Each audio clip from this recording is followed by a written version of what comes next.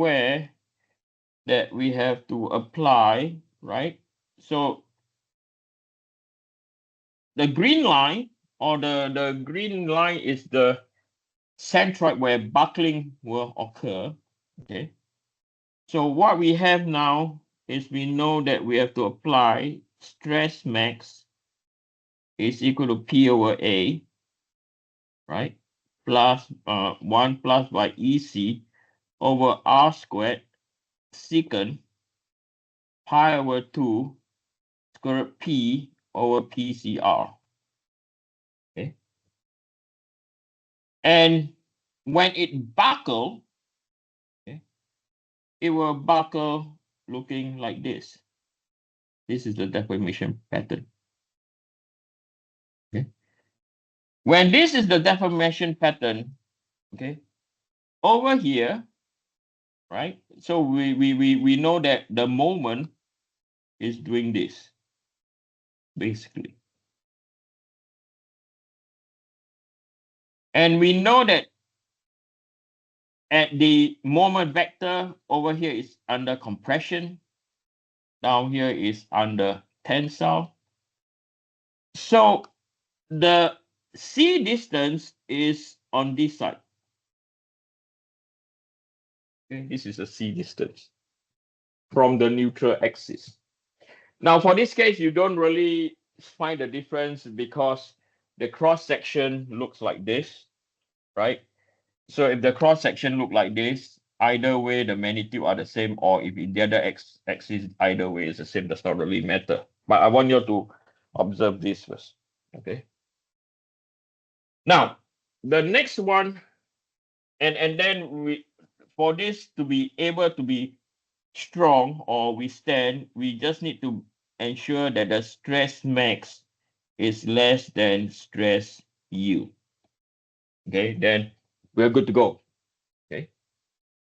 Now, if now we were to focus on a different plane now, and now if we were to focus on our XZ plane, okay. So on the XZ plane, so now I will draw our transformation. This is our Z, and over here, this is our X. Okay. So how this will look like, this will look like this now.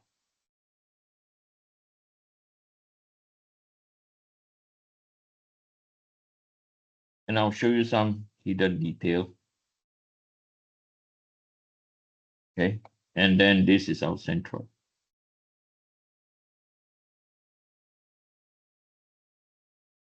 So when we view it at that view, we realize that P is in line to our what? To our geometric centroid.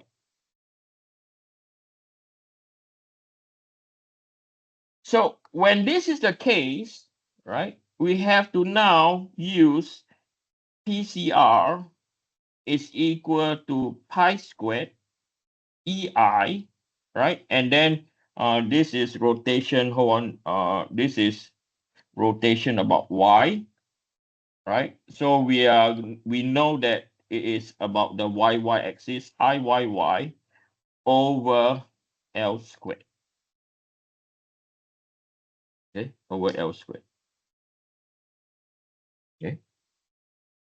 So now, for this case, right, we have to ensure that PCR, right, we have to ensure for this to work, right, we have to ensure that our factor of safety is equal to PCR over P, right? For this case, our factor of safety is equal to 1.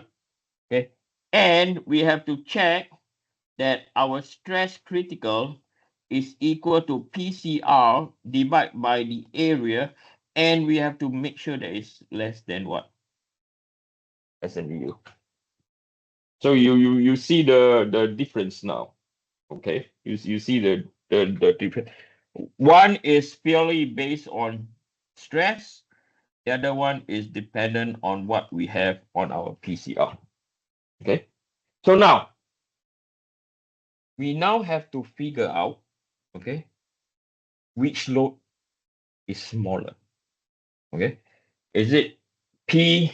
I'm going to call this P due to eccentric loading, or P due to centric loading.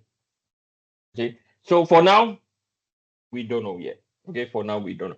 So the only way that we can figure out which one, okay, is we have to calculate critical load. Okay. We have to calculate our PCR. Okay. So we are going to calculate now, right? We are going to calculate PCR for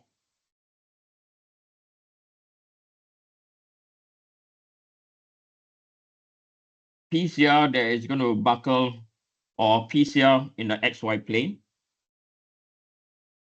So this is equal to pi squared E multiplied by IZZ over L squared, right? So what we have gathered, okay, and so not what we did. So the next one is we are going to look at our PCR over here, and this in our, this plane is now in our what, XZ plane. Okay, now PCR in our XZ plane, so this will be equal to pi squared E IYY over L squared. Okay, so what is the same, right? What is the same is the length are the same, the pi squared are the same, the Young's modulus are the same. The only difference is our IYY and IZZ. Okay, so from here, I'm going to take this image over. Okay, and then we're going to, undo. I'm going to paste over here. I'm going to get rid of a bit of a mess.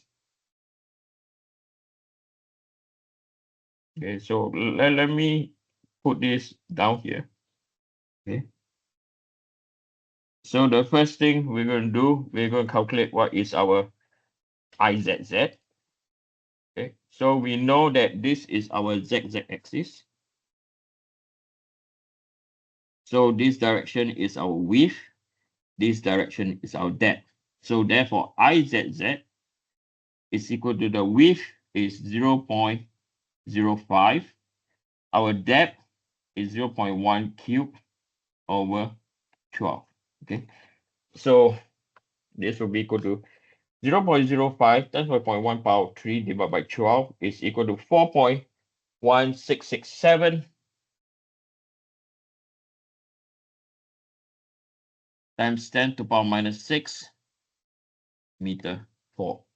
Okay, and then we're going to determine our IYY. Okay, so IYY, let me do something similar for you, so you will not get confused. So we know that this is our YY axis. So when this is the case, this is the width and this is our depth. So the width is equal to 0.1, 0.05 power 3, and then divide by 12. So 0.1 times by 0.05 power 3 divided by 12 is equal to 1.041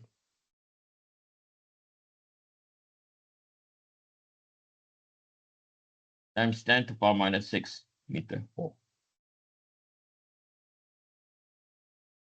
So what we have found down here, okay, so we know that IZZ or IYY, we know that IYY is less than IZZ from this analysis.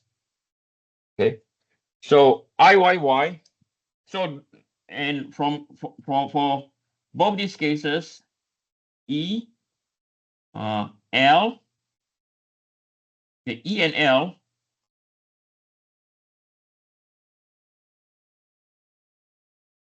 are constant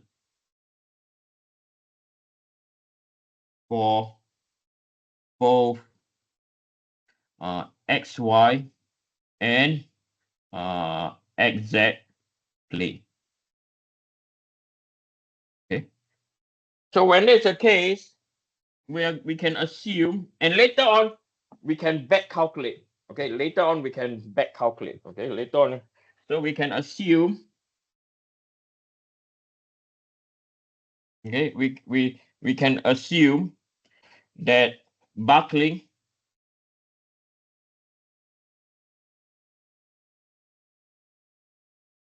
will occur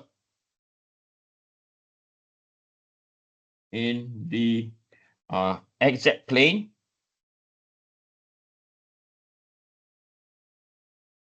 or about the y-axis or y-axis due to smaller I value. Okay, due to smaller I value.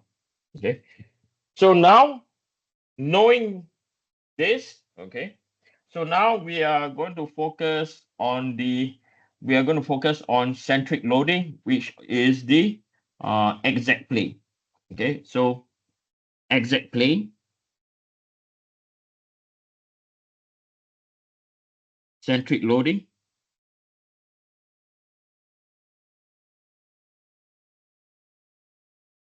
analysis. Okay, so we can calculate our PCR for our xz is equal to pi squared. Young's modulus E will be equal to 73.1 times 10 to the power of 9. Okay, and then our IYY is 1.0417 times 10 to the power minus 6. The LE is constant, right? So because both ends are pinned, we are going to do 3 squared. Okay, so this will be equal to g pi squared times 3.1 power 9 times 1.0417 power minus 6 divided by 3 divided by 3. So it's equal to 83.506 times 10 to the power 6 Pascal. Okay, and then we have to check that the stress critical will be equal to 83.506 times 10 to the power 6 divided by our cross-sectional area, which is 0.1 divided by 0.05. So this will be equal to 83.506 power 6 divided by 0.1 divided by 0.05 is equal to 83.506 power of 3, not 6. What am I doing? Do apologize. 80, yes, power 3. Okay.